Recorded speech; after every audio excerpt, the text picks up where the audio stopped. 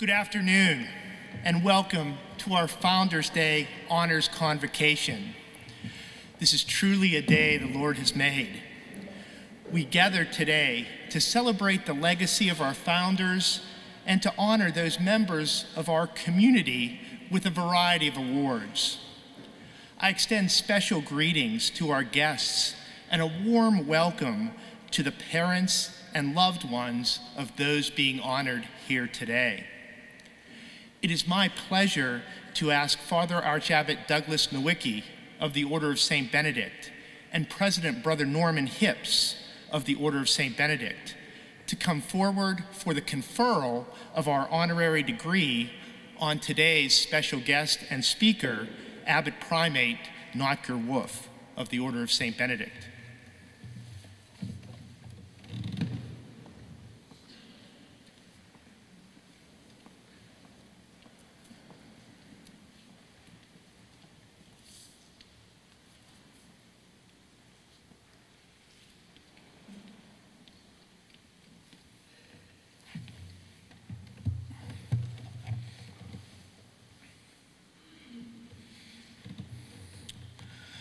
Abbot Primate Notker, the St. Vincent community honors you today for your distinguished leadership and humble service to the Pontifical Athenaeum of Sant Anselmo in Rome, to the Benedictine Confederation, and to the Universal Church.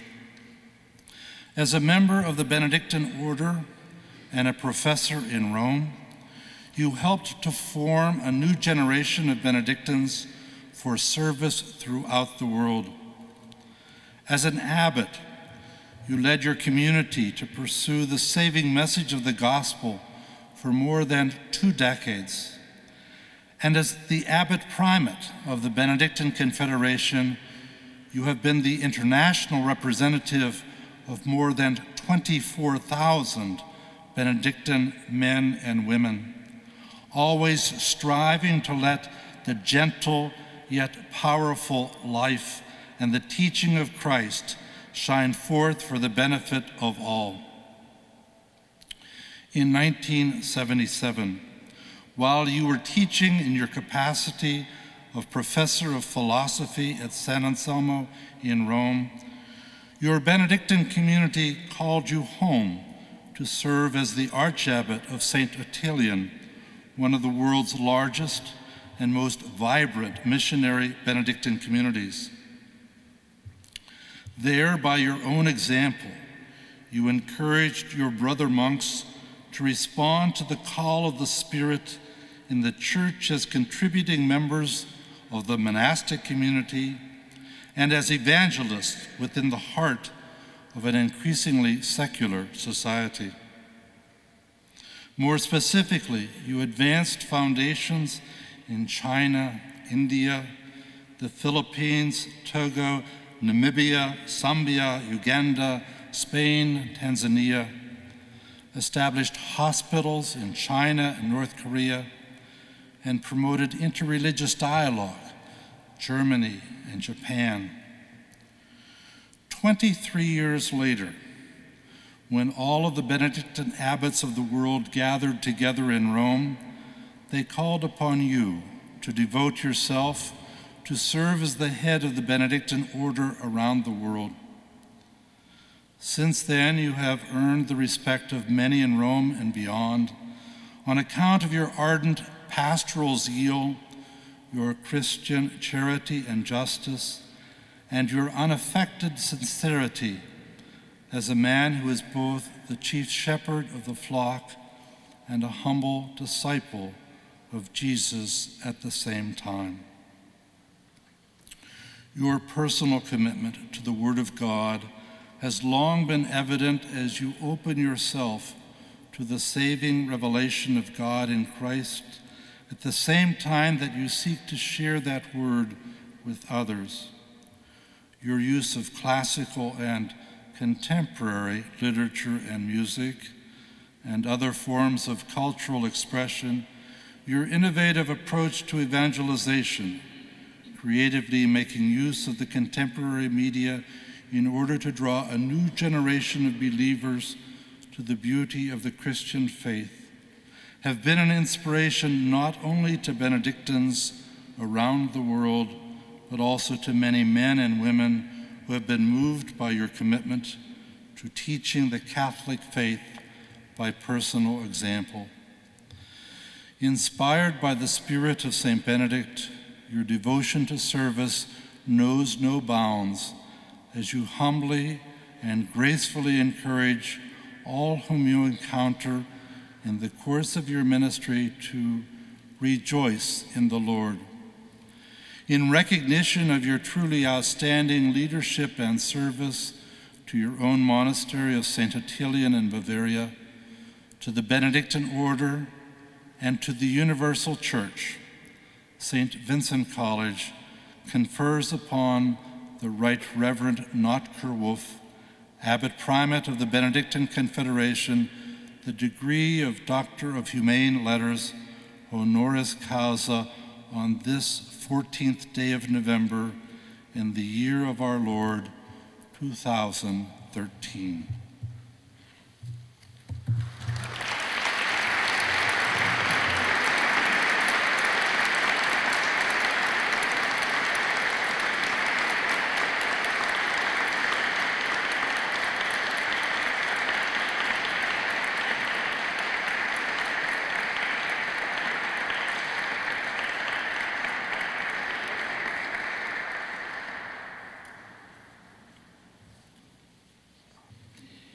Dear Archabbot Douglas, dear President of the College, all the faculty members, dear students, and dear all you who have come today to honor Boniface Wimmer, who has been one of the greatest figures and the most fascinating and inspiring figures of Benedictine history. I'm very moved for this honor I have got today. I guess that Boniface Wimmer is smiling at this moment. And he would say, as he said in a similar occasion, it's a beautiful honor, but it won't help me to get to heaven, perhaps to a few hours in the purgatory. Because of human pride, you can imagine. Now, let me reflect a little bit about what was behind of Boniface Wimmer, what moved him. It is just incredible what this man has moved and achieved. Compared with him, we seem rather lazy and inefficient. We have to close nowadays monasteries, whereas he had set up a plan of founding new monasteries all over the United States, in the West, in the center, and in the East. Have we become tired, too much used to our daily routine, without any vision and fire? No doubt. Our Benedictine Order has seen already better times.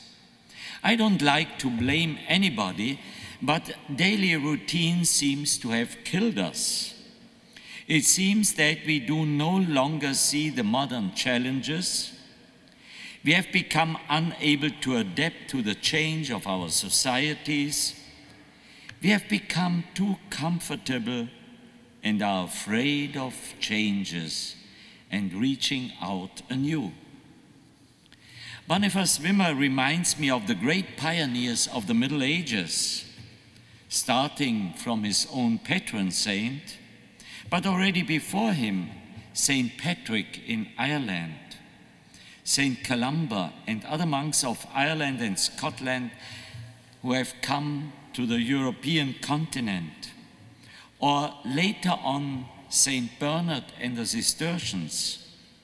During the 12th century, they founded, within 50 years only, 335 abbeys all over Europe. And at the end of that century, people counted 700 Cistercian houses in Europe.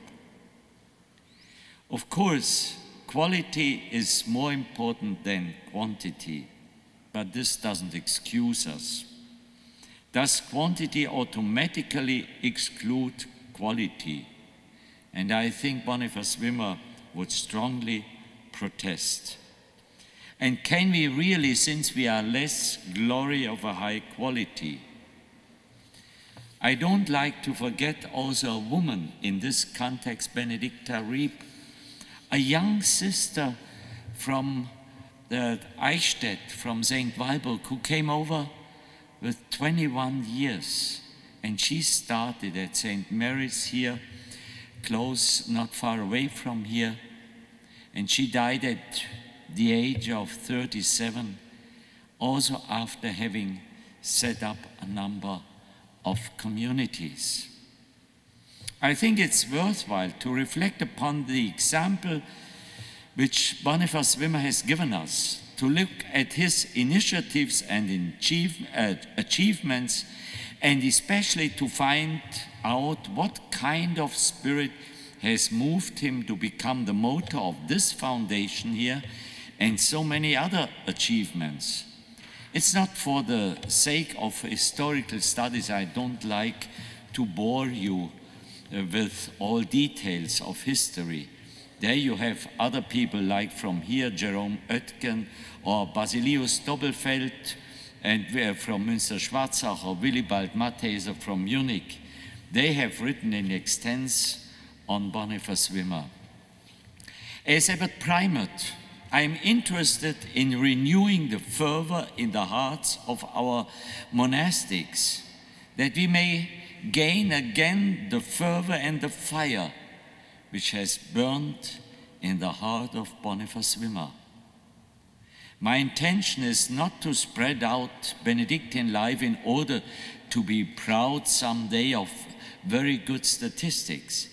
It's for the praise and glory of God all over the world, and for the redemption of our world by the merciful love of God, and out of our love for the people.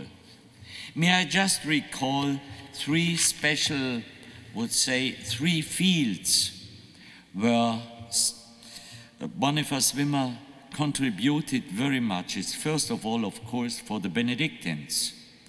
It was for the revival of the Abbey of Metten, of the abbeys in Augsburg, Munich, and Scheyern.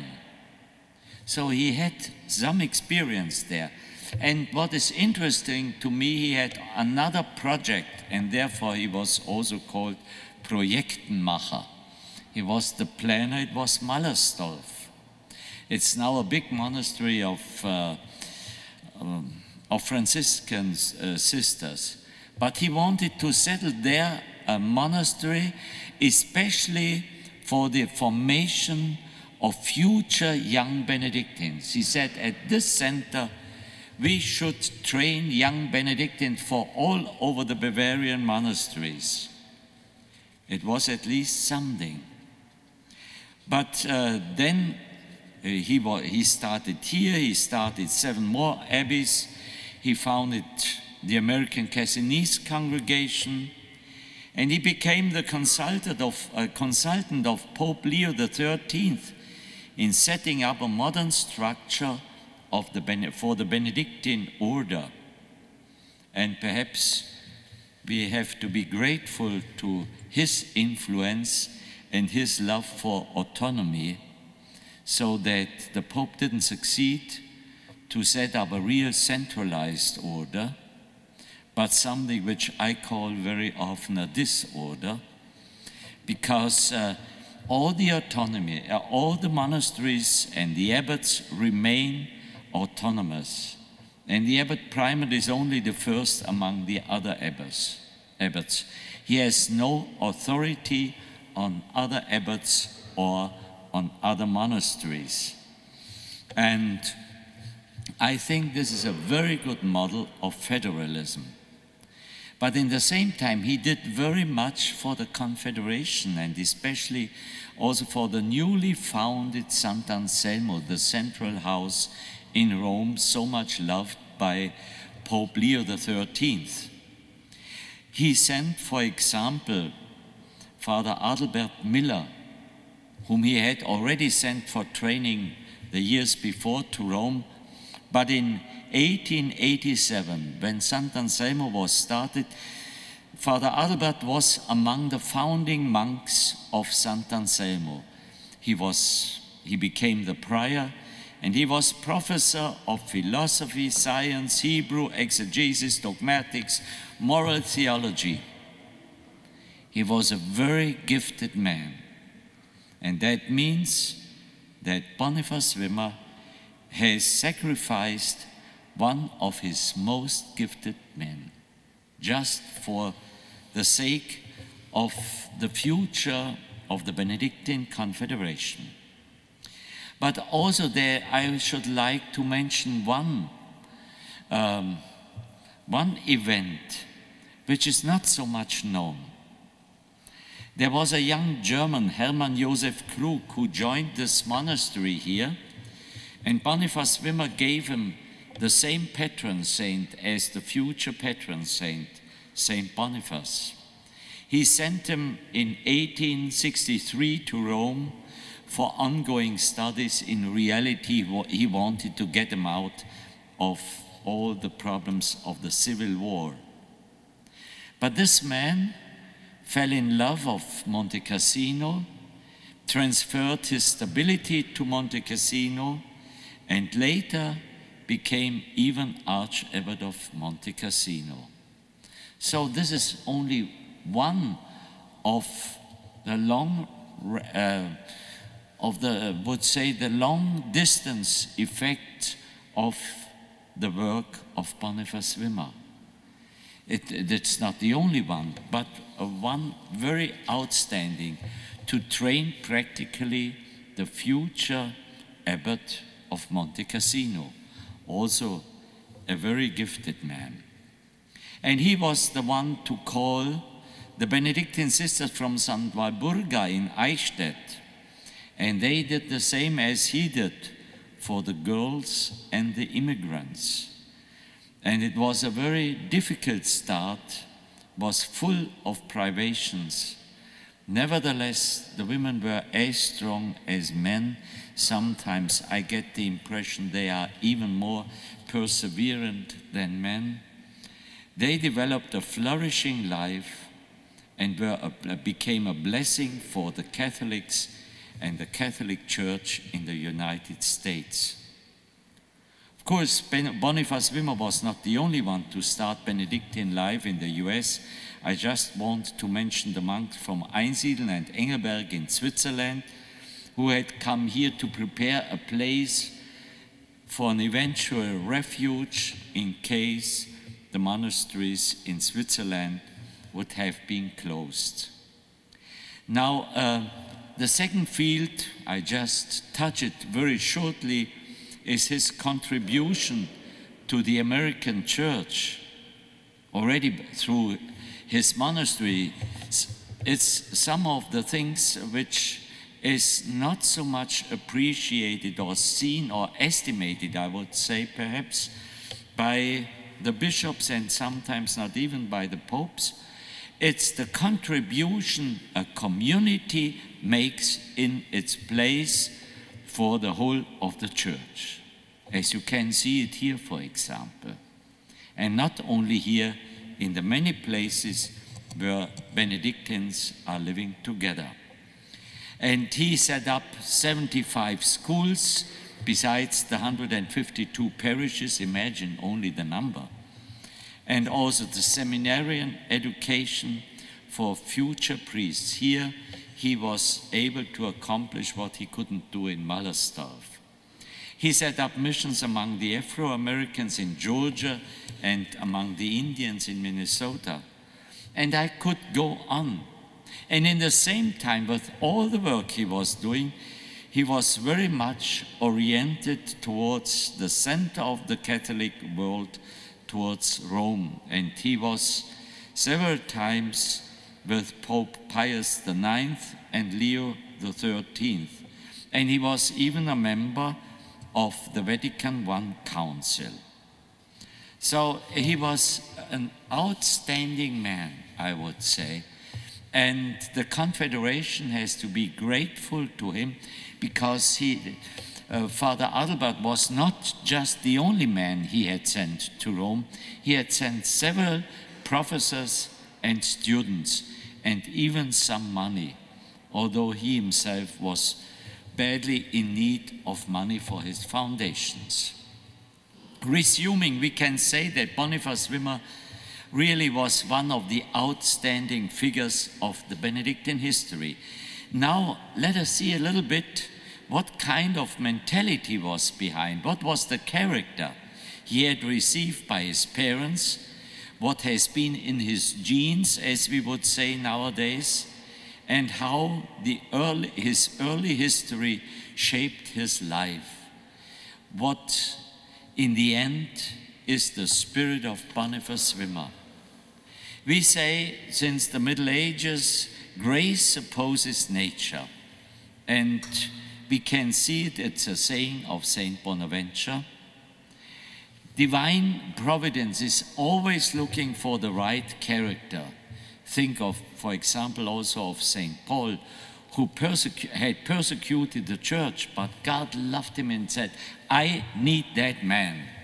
And I'm sure God said also someday, I need this man, Boniface Wimmer.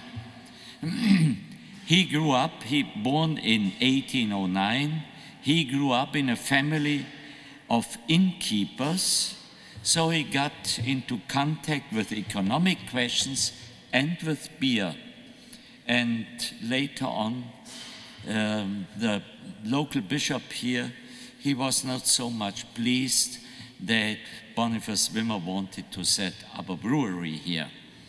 But the brewery brings in some money, and he needed to pay some debts. And later on, he gave it up, of course. But Leo XIII was a bit more liberal than the bishop and said, go on. Even St. Paul writes to St. Timothy, drink some wine for your stomach, it will help. And when he was a student, he even wanted to become a member of the Liberation Army for the liberation of Greece against the Turkish regime. He went there for registration but came too late. Fortunately, the doors were already closed. So he was a man of courage and of adventure and of economic understanding. I underline these traits of his character. And so he continued. And of course, nomen est omen, the name is a program. When he started with some fellows to support the new foundation or the refoundation of the Abbey of Metten, he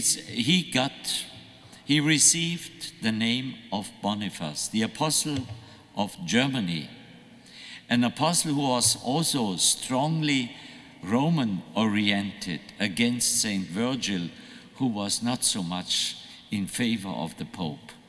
So there are several things we can see in him. And he was very enthusiastic about what the Benedictines and all the monks have done in the Middle Ages. So when Father Peter Lemke came to see him in Metten, he just ran into open doors. It was rather difficult to get the permission from the abbot, but finally, several years later, Boniface Wimmer was able to leave Germany, to leave Munich with 4 students of theology and 15 candidates for becoming lay brothers. And he started right away. Also, this is a character of his. He never waited. What he had in mind, he started right away. On the ship, they started already to pray together. And there were opponents on the ship, other people who laughed at them. And he said, if they need, I shall stamp their chops. And he was never afraid of using a clear, outspoken language. And again, he showed a strong character when he arrived, and he was flexible. He saw that the plot which Father Lemke had foreseen and was ready to give to this young community was not fit for a foundation. So Bishop O'Connor offered him this place here. The parish of St. Vincent, and also the local people wanted the community to stay here. And even then already he started very soon to vest his candidates in order to start the novitiate. And he didn't have the sufficient cowls or the sufficient habits. He had only 6 habits for these, I think it was about 18 candidates. So he vested 6 candidates, sent them back to the sacristy. They had to change, take on their civil clothes, and he vested the next 6 candidates, and so on. So this was an enthusiasm in the beginning, and he was also capable of enthuse other people, young people. And so I don't like to tell all the history. It continued. They settled so well here that Boniface was soon capable of setting up new foundations, and he himself saw several of these foundations becoming an abbey. It was a new movement, and you can imagine what kind of influence that had on the church here in this country, for training seminarians, for the future priests, but also for the parishes, for the many people, and also for other people who have been trained here and in the many schools around. So he was a man, I would say, of a vision. He was a man of a strong character. He was a man of courage, of a spirit of adventure, because you need that.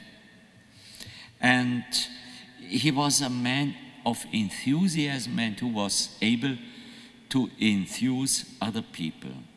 And last not least, he was a man of deep faith. He was sure that God was on his side, or vice versa.